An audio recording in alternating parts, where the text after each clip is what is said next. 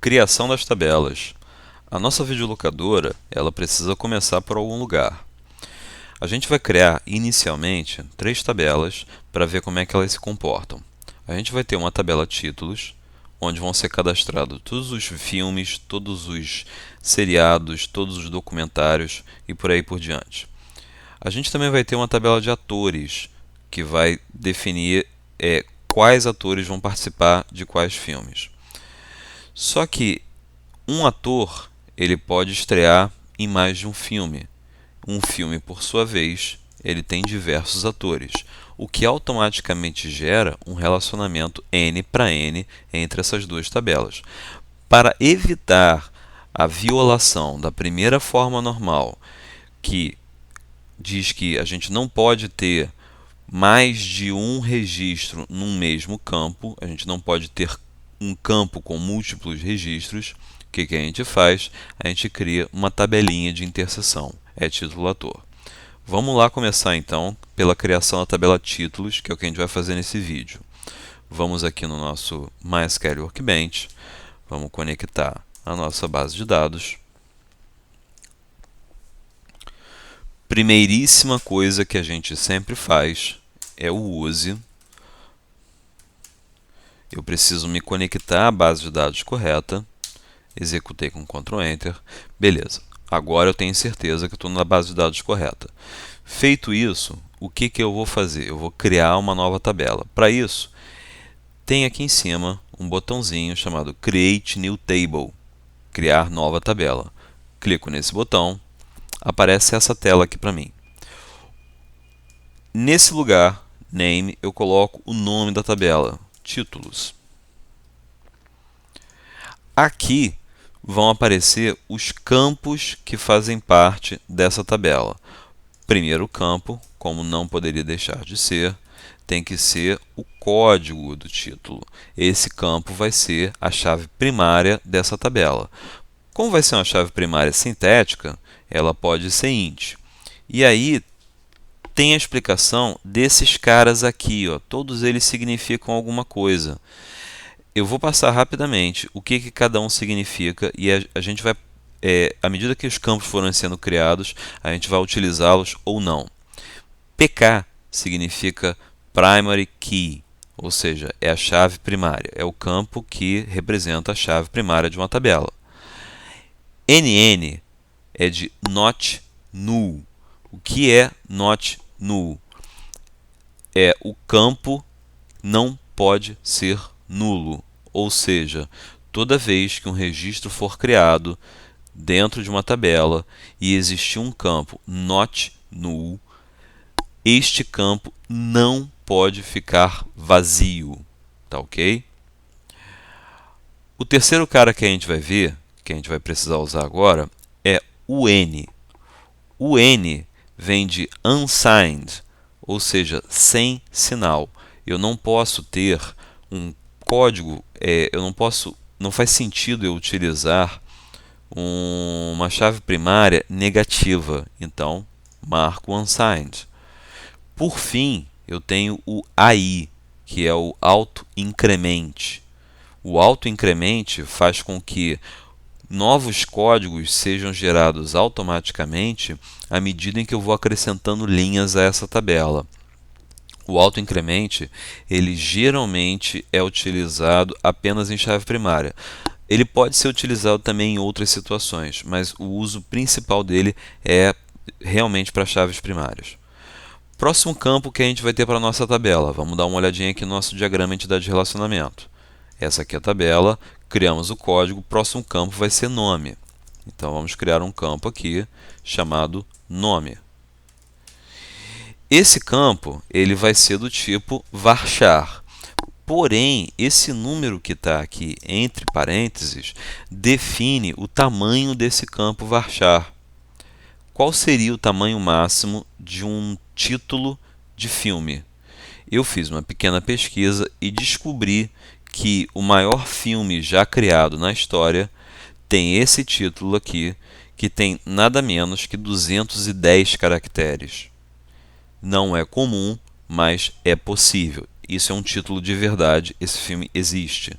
Então, Para eu poder comportar esse filme de 210 caracteres, eu vou criar um campo com 245, por exemplo. 245 caracteres parece um tamanho razoável para suportar até mesmo aquele filme de 210 caracteres. Esse campo nome, ele não é chave primária, porém ele não pode ser nulo. Então eu tenho que marcar o not null. E um detalhe é o seguinte: o que ele é um acrônimo de unique. O que o unique faz?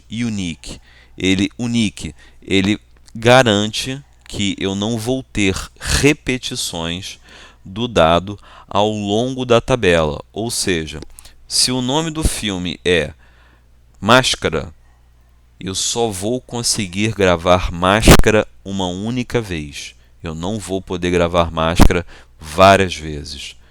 Esses são os dois únicos atributos que a gente precisa marcar, propriedades que a gente precisa marcar para o atributo nome. Próximo atributo, data de lançamento. Para a data de lançamento, o que eu preciso? Data, lançamento. A data de lançamento, eu não preciso guardar dia, mês, hora, minuto, segundo. Eu só preciso guardar ano, mês, dia. Então, ele vai ser um campo do tipo date. E, novamente, not null. O próximo campo que a gente vai criar é o preço, ou seja, quanto custa alugar aquele filme. Então, eu venho aqui, clico duas vezes, escrevo o preço, digo que ele vai ser um decimal. Um detalhe do campo decimal é que eu preciso dizer quantos dígitos ele vai ter antes da vírgula e quantos dígitos ele vai ter depois da vírgula. Eu vou de 3,2. O que significa isso? Significa que ele vai ter 3 dígitos antes da vírgula, ou seja, um filme pode custar até 999 e 2 dígitos depois da vírgula, porque a gente trabalha no máximo com 2 casas decimais e centavos. Novamente, preço não pode ser nulo, pode ser duplicado, não tem problema nenhum, mas precisa ser unsigned.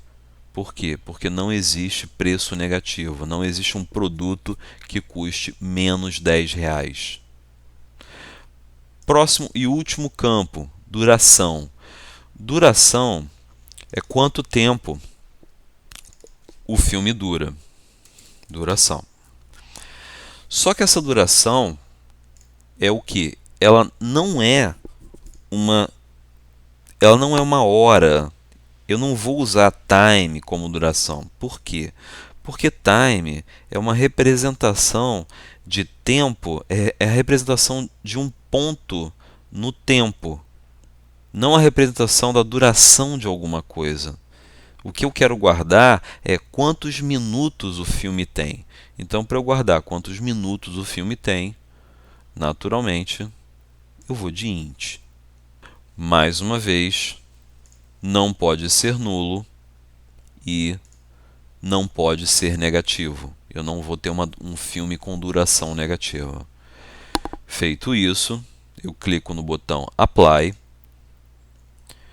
Ele mostra, o MySQL Workbench mostra para mim qual vai ser o SQL gerado contra o banco. Ele vai executar essa instrução aqui no banco e, se tudo der certo, ele vai produzir a tabela que a gente está procurando.